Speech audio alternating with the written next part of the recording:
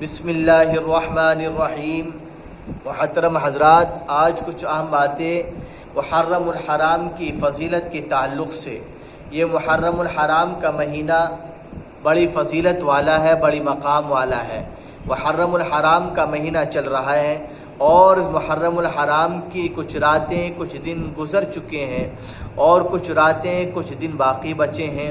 محرم الحرام کی فضیلت کیا ہے، اس کا مقام کیا ہے، اس کے بارے میں اللہ تبارک و تعالیٰ نے اپنی پاک کتاب کے اندر ارشاد فرما دیا، ان عدۃ الشہور عند اللہ 12 شہرا فی کتاب اللہ یوم خلق السماوات والارض منها 4 حرم۔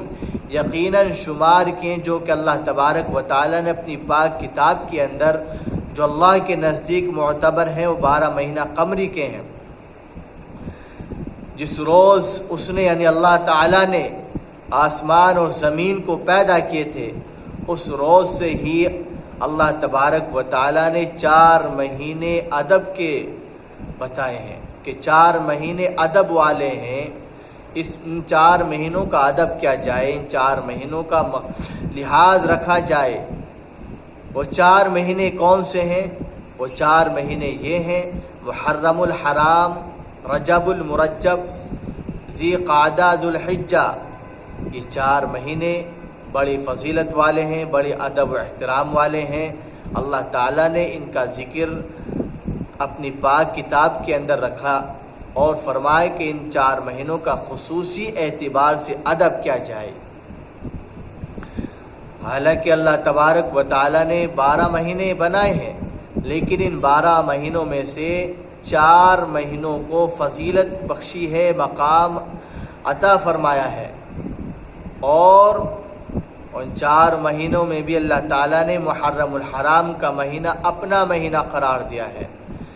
تو اس لیے آپ حضرات کو بتا دیں کہ محرم الحرام کا مہینہ چل رہا ہے، اللہ تعالیٰ نے اس کی نسبت اپنے سے جوڑی ہے۔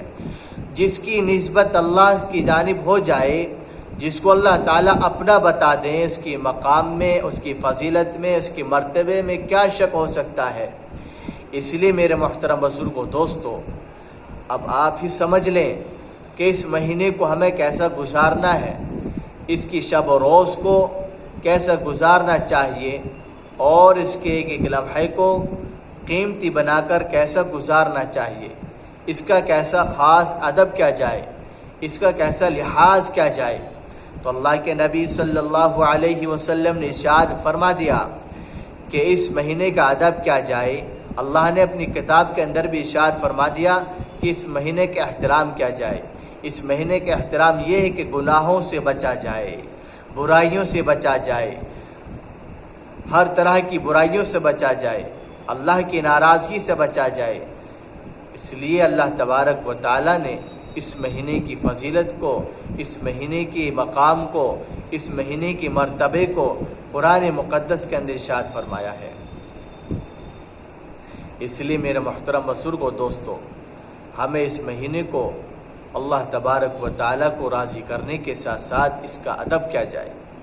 اللہ جب خوش ہوں گے جب اس کا ادب کیا جائے، اس کا خصوصی لحاظ کیا جائے، گناہوں سے بچا جائے، برائیوں سے بچا جائے، برے ذہنوں سے بچا جائے، بری صحبتوں سے بچا جائے، اور اللہ کے حکموں کو اپنی زندگی کے اندر اتارا جائے، اللہ کے نبی صلی اللہ علیہ وسلم کی سنتوں کو زندہ کیا جائے، نمازوں کی پابندی کی جائے، قرآن مقدس کو اپنی زندگی کے اندر اتارا جائے، اس کی روزانہ تلاوت کی جائے، اس کو روزانہ پڑھا جائے، اس کو روزانہ سنا جائے۔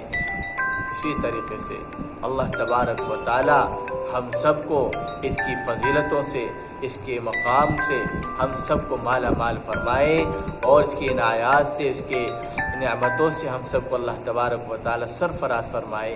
وآخر دعوانا ان الحمد للہ رب العالمین۔